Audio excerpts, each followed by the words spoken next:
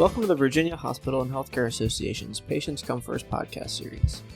Podcast episodes are available on vhha.com and on popular podcast hosting apps, including Apple Podcasts, Amazon, Spotify, and many others. We're a member of the Virginia Audio Collective and the World Podcast Network. Podcast episodes also air Sundays at 10 a.m. on 100.5 FM, 92.7 FM, and 820 a.m. across Central Virginia, and 1650 a.m. in Hampton Roads. Please send questions, comments, feedback, or guest suggestions to pcfpodcast@vhha.com. Again, that's pcfpodcast@vhha.com. Today we're pleased to be joined by Michael Lewis, the Vice President of Policy for the American Association of People with Disabilities, for a conversation about his work, Disability Pride Month, and more. With that, Michael, welcome to the show. Thanks for joining us. Thank you. We're glad to be here today. Well, yeah, we appreciate you taking some time to join us and chat a little bit. Our return listeners will know that we generally start these conversations off just by getting to know our guests a little bit better. We mentioned a moment ago that you're an advocate for the American Association of People with Disabilities and that you've had past roles with organizations that advocate for individuals with disabilities. You earned your degree from UNC Chapel Hill. I won't hold that against you. I grew up a Wake Forest fan, so I'll let that go. And Regent University. You now live in Northern Virginia with your wife and 5 children. I gather that your work is partly inspired by personal experience as well as an individual with cerebral palsy, which is a brain disorder that appears in early childhood and permanently affects body movement and muscle condition. It's cited as the leading cause of childhood disabilities in the U.S. With that background, Michael, I know that just scratches the surface. Just tell us a little bit more about your unique personal story, the work you do, what brought you to this point. Yeah, so I was born in 1986 in Concord, Massachusetts. There was a traumatic birth, brain injury at birth, which caused the CP. And I spent 10 days on the respirator, and about 2 months in the hospital at Mass General in Boston. When I was born, at the time, only 2% of babies born in my condition survived. There were several times where my mom and dad would drive into Boston to see me while I was in the NICU, and before they were able to go back to see me, the nurse would say, "Hey, the doctor wants to talk to you." We almost lost him, multiple times last night due to, pulmonary embolisms and so on and so forth. So, I went home, was born in October and went home right before Christmas. When I was 3 years old, I was put in a mainstreaming pilot program in the Metro West area of Boston, so the suburbs, bedroom communities west of Boston. That was the 1989 school year. And then when I was just about 4 years old, we moved down to Chapel Hill, North Carolina, which is where I grew up. UNC and Duke, right down the road there. And, growing up, I was in the mainstream classroom, received PTOT speech through school, and graduated from Chapel Hill High School. And I actually did my first 2 years of college up here in Washington, D.C. at Catholic University of America. And did several internships on Capitol Hill, including one for former North Carolina Senator Elizabeth Dole, and got the policy bug. So, when I was in junior in college, I transferred back down to UNC Chapel Hill, and got my degree from the Gillen School of Public Health at UNC, with the concentration in healthcare policy and management. And then my first job was in the finance department of a hospital in Portland, Maine, as a charge master revenue specialist. I really got to see the bigger side of healthcare. And then I moved back to North Carolina and worked in the North Carolina General Assembly. And after that job ended because the members that I worked for retired, came up to Virginia and spent about 5 years in Richmond, working as a healthcare and disability policy advocate at the Virginia General Assembly for the Virginia Catholic Conference, and then eventually moved into Northern Virginia, working in federal healthcare and disability policy for about the last 4 years. So, I know how much I've benefited from having a great advocate in my mom, all the therapists and teachers and doctors that I had growing up. So it's really meaningful to me that I get to play a part in making sure that, other people with disabilities have the right to live the lives that they want, to participate in our democracy and in the economy as well. Awesome. Well, that is quite the story. It sounds like you have been all over the place. Boston, Chapel Hill, Richmond, Portland, Maine. That's cool. That's really cool. And I like the phrase you use. You caught the policy bug in college, so that makes sense of where you're at now. Like we touched on, you've advocated before federal officials, members of Congress in D.C., which you've done for the AAPD. Before that, the Muscular Dystrophy Association. You sort of talked us through, the how of your career path unfolding. I wonder if you could touch a little bit more on the why. I mean, you talked about that a little bit. You've, seen the benefit of having advocates yourself and your mom and the people who've helped you over the years. But talk a little bit more about why you're involved in this. Well, I was not quite 4 years old when the Americans with Disabilities Act of the ADA was signed into law. 35 years ago, just a few days ago, July 26, 1990, that was only made possible by the activism of people like Judy Heumann, Pat Wright, congressional leaders like Tony Swallow, who was the former congressman from California, Bob Dole, Ted Kennedy, Steny Hoyer.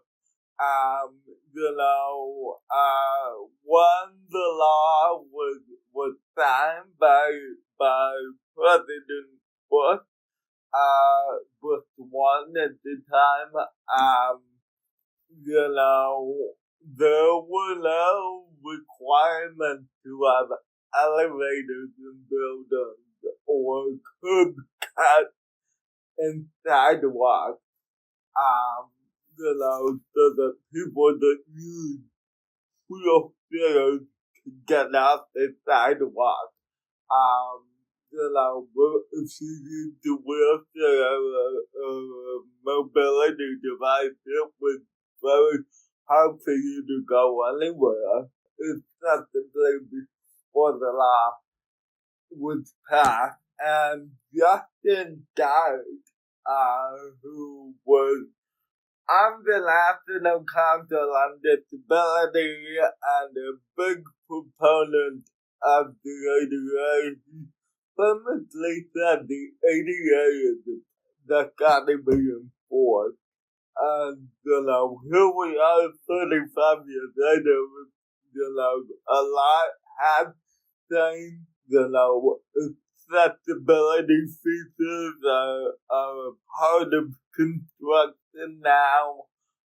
Nobody bats an eye at curb cuts, accessible parking spaces. But here we are 35 years after the ADA, and 2/3 of working age adults with disabilities are still unable to get the job. They want to work, they're unable to find employment. We are more likely to live in poverty.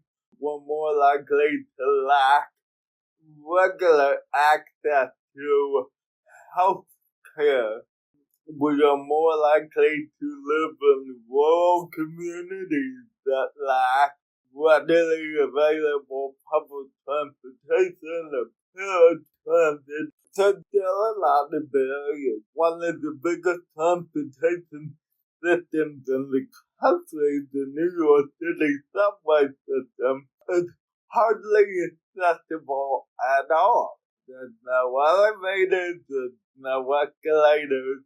It's a much older system.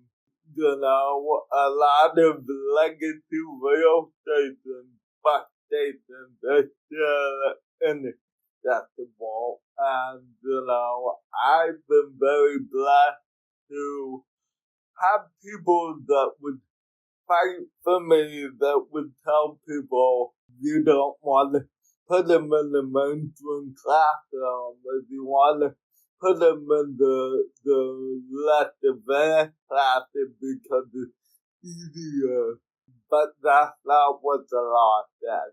And so, in my case, it was my mom who made sure that I was able to be in the advanced classes because I was capable of it. I didn't need to be, for instance, slower math class or any of that sort of thing.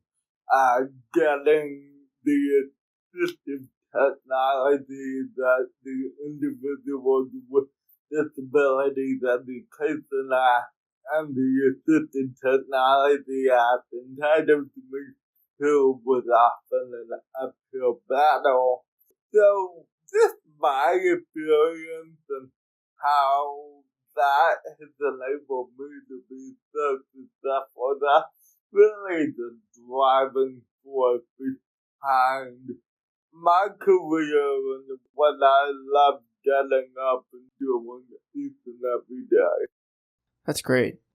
And a really interesting point. I mean, when you talk about, the fact that new construction, like people don't bat an eye at, breaks in the curb or elevators being present, but you sort of forget that people had to fight for that. So it's really cool to meet somebody who's actively doing that. You talked about some of the work that's ongoing. One of my colleagues recently mentioned that they were sort of doom scrolling on the internet and came across a video that made a really interesting point. And I think this applies to a lot of different fields, but it's especially important in this particular work about how development in one thing can often have positive impacts on society at large. So, for example, curb cuts at intersections designed to promote wheelchair accessibility, help travelers with luggage, or, just like small things like that, or auditory signals for people with visual impairment at, crossings can also help alert distracted pedestrians, things like that. Just how development in this area can have larger societal positive benefit. I wonder if you could just expand on that idea and the idea that just a more accessible world helps all of us. Yeah, I think when the ADA was first proposed back in the late 80s, the business community, state and local government, state university systems, they kind of freaked out, that this is gonna cost an exorbitant amount of money, this is gonna bankrupt small business, how could we ever afford to do this?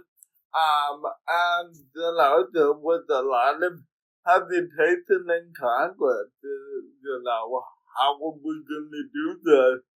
And I think once the law passed and the curb cut became, commonplace, I think people realized, having more accessible infrastructure, elevators, and places of public accommodation, it doesn't just make the world more accessible for people with disabilities, it really makes the world accessible for everyone. Mothers and fathers that have children in strollers, or, delivery personnel that are unloading and loading boxes, older Americans that, may need, a lower step down between the sidewalk and the crosswalk. And then of course, accessible parking spaces, it's not just people that have lifelong disabilities that benefit from that, but also people that are recovering from a knee surgery or leg surgery, from an injury that may, now they can get an accessible parking permit, to assist them during the recovery, and everyone benefits from diversity of experience. The data shows the companies that hire people with disabilities are more productive, the workforce is more productive. Obviously we have a government and a cultural backlash in the present day about diversity, equity, and inclusion initiatives. But I think there is a real plethora of experiences and data out there that show that we all benefit from having co-workers and neighbors and fellow schoolmates from all different backgrounds. Yeah, you make a really compelling argument. Thanks for explaining that. As you mentioned, the ADA was signed in 1990 in July, which makes this Disability Awareness Month. We're recording this in late July. So just with that context in mind, I wonder, as we look ahead, what are some of the next frontiers in the ongoing effort to promote and secure accessibility accommodations, especially, like you mentioned, given some of that backlash that, we're seeing today? There's been a couple of proposed rules that have come out of various federal agencies lately. A few from the Department of Labor that would rescind Section 503 regulations for the Rehabilitation Act that require federal contractors to make efforts to hire workers with disabilities and to encourage their employees and their job applicants to voluntarily disclose the disability.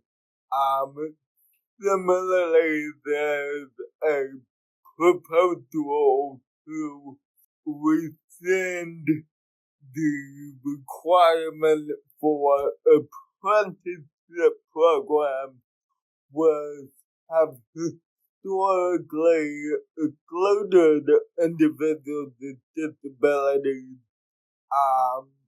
to make efforts to have at least 7% of their participants be people with disabilities. The reasoning behind the proposed rules is that the duplicative or, that is already covered by the ADA, that is actually incorrect.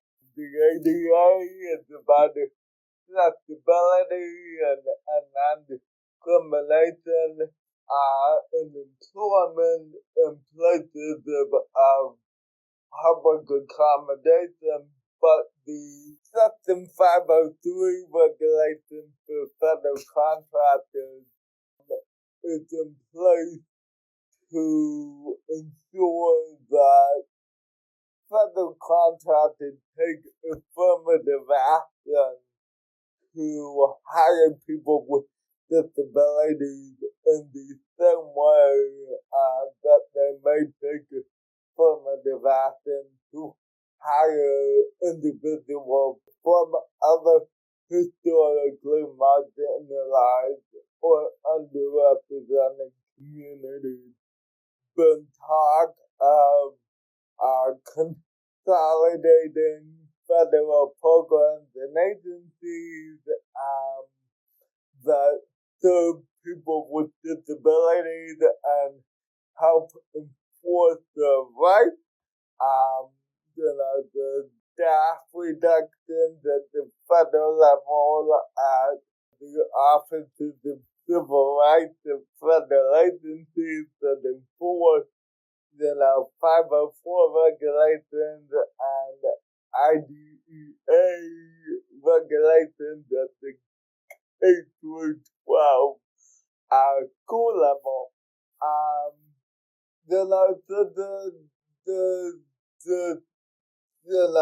Drive to get rid of anything to smack the diversity education, inclusion and accessibility, but the real danger here of rolling back the progress that we've made in the past 35 years, the past 50 years since the Rehab Act of 1973,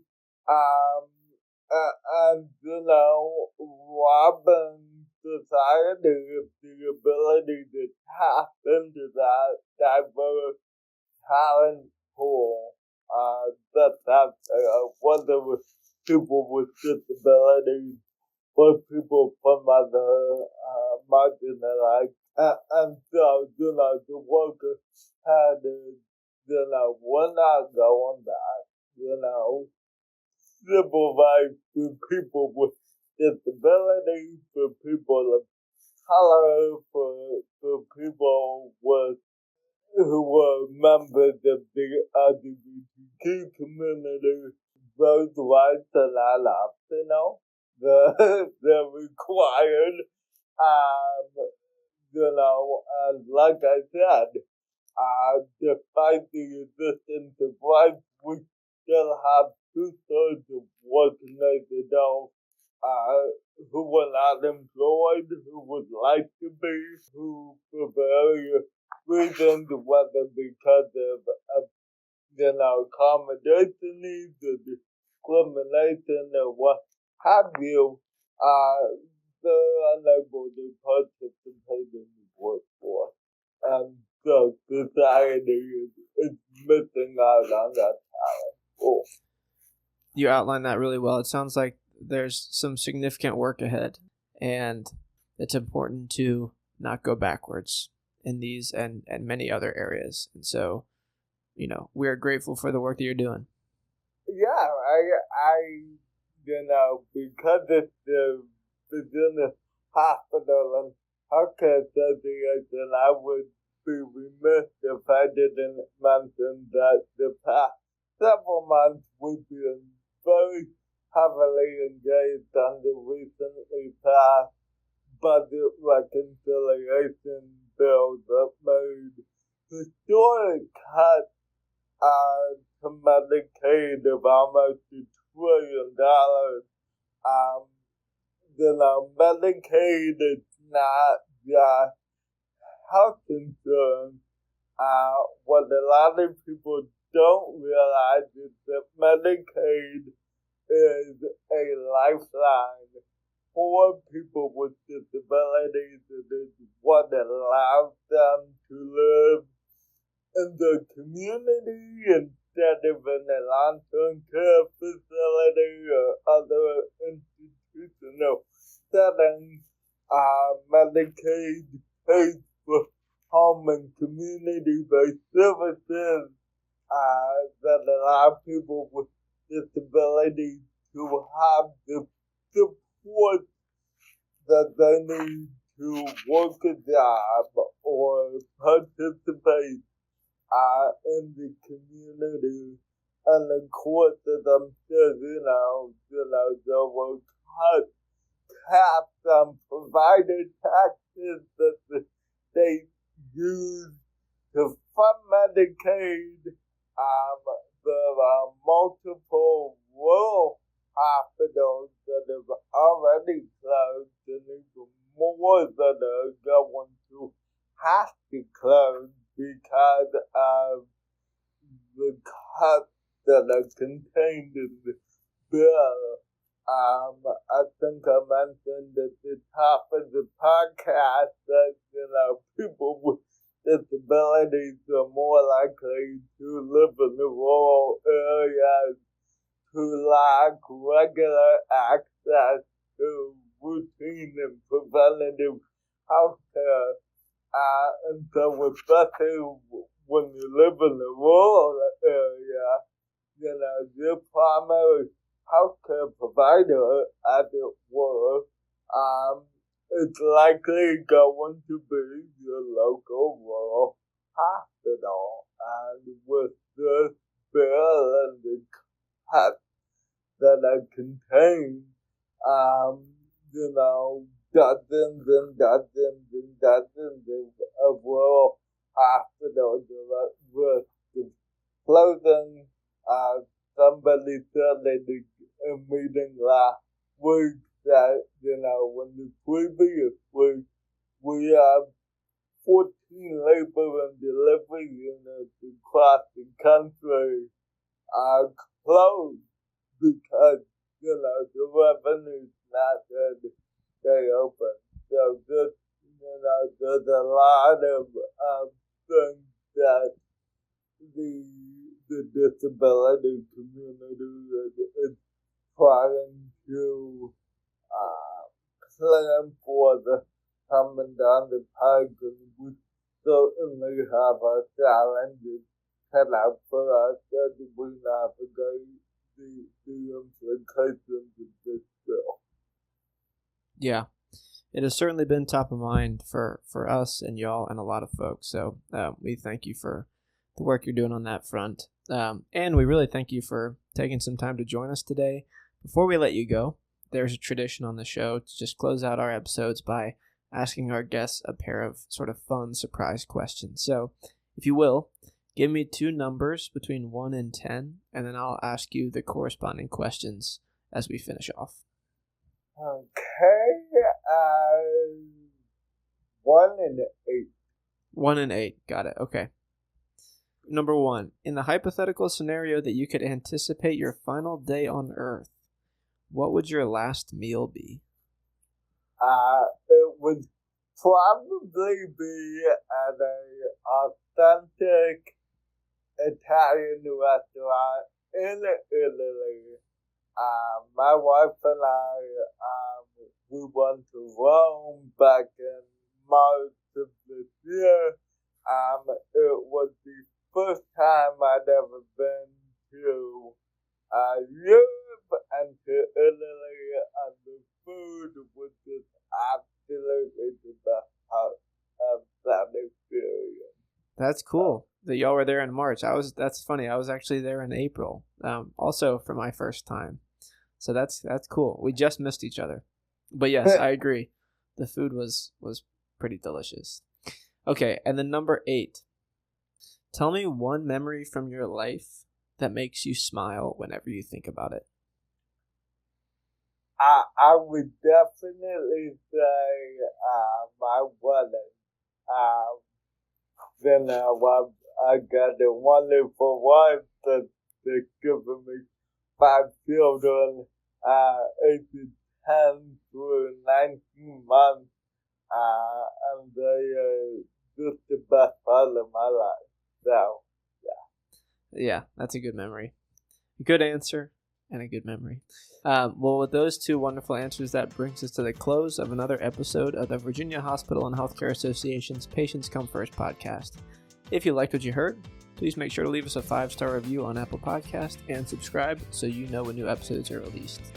We want to once again thank our guest, Michael Lewis, the Vice President of Policy for the American Association of People with Disabilities, for joining us today. So, Michael, thank you so much. It's been really fun talking to you. Thank you.